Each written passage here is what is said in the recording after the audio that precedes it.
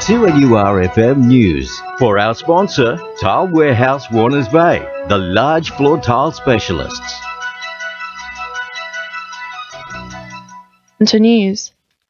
The Australian Defence Force is playing down concerns over firefighting chemicals being found in groundwater around Williamtown RAF base. While residents are being cautioned to not eat fish or produce from the area, the ADF says scientific studies into the possible human health impacts are inconclusive. However, residents and the New South Wales Department of Health are taking a more cautious approach, urging anyone with health-related concerns to see their local doctor. Fullerton Cove Residents Group President Lindsay Clouch says more needs to be done to ensure the public's safety. We have to complete a study and ensure that our drinking water, our bore water is safe. And then secondly, certainly New South Wales Health will be involved to carry out study on residents to ensure that there hasn't been any health effects. Building Heights plans for Newcastle's East End redevelopment have come under scrutiny following Urban Growth New South Wales responding to complaints from inner-city residents. Greens MP Jamie Parker held a conference at 11 today to discuss the standard of Urban Growth New South Wales consultations in Newcastle.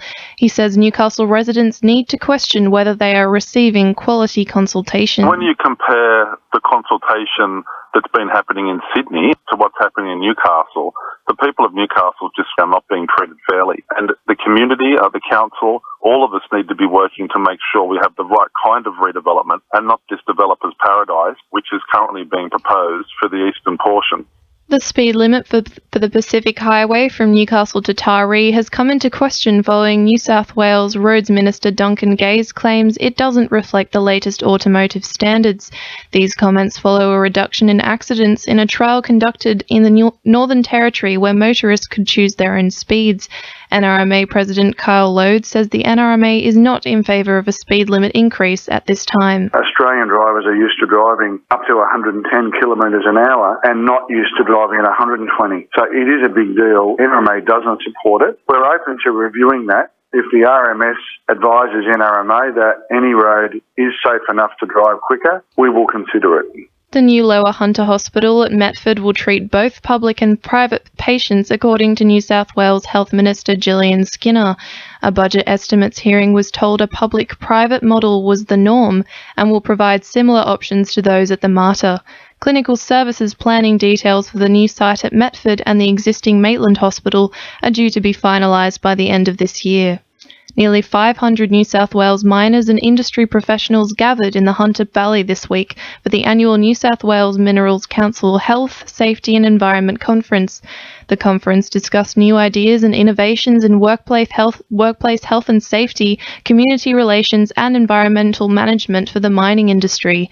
Senior Medical Officer for Coal Services Dr. David Meredith says the number of miners who are overweight and obese is significant. But we're seeing levels of overweight and obesity at over 80%.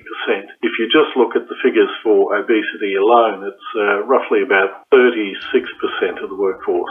The Port Stephens Great Lakes Marine Park could welcome shore-based line fishing in the future if a state government proposal is approved. The proposal will see recreational fishing come to Solito South Beach and Fiona Beach, both of which are included in marine park areas. Meanwhile, the Nature Conservation Council has said it will challenge the move by presenting a strong case to the state government to restore and protect the marine environment. Cessnock Council has begun a traffic survey across the local government area as a result of its rising population. The cameras will record the way traffic uses key intersections across the region, with the data to be used for future development and rezoning applications. Council's planning manager Stephen Long says the data collected at intersections will allow Council to establish the road hierarchies. This is aimed obviously at a long-term strategy for the road network. So the idea is to, at this point, identify any issue points, and obviously intersections are a key component of that. In finance, the All Ords is down 1 point at 50.48 and $1 Australian dollar is buying 69.72 US cents. Sport for our sponsor, Warners Bay Sports Club Fishing Expo, September 13. The pressure is on for the Newcastle Knights heading into their last game of the season. The Red and Blue will face the Panthers at Penrith tomorrow in a battle for the wooden spoon. Knights centre Dane Gagai says their momentum has been building over the last couple of weeks. I think we've slowly been progressing as a team because we had that win in Melbourne, and obviously we didn't get the win against the Bulldogs last week, but we still played some good footy, and our hopes are still high. The Newcastle Jets will announce 6 initial signings for the W League season today. The signings are expected to be returning players from last year's squad, including Tara Andrews, Riley Dobson and Georgia Yeoman-Dale. A draw for the competition, which is set to start next month, is yet to be announced. And in hockey, the Maitland Rams face a do-or-die clash against Norths in their Premier Hockey League minor semi-final this Sunday. That's sport. I'm Jonathan Mompson. 2NURFM News Time is 1:05.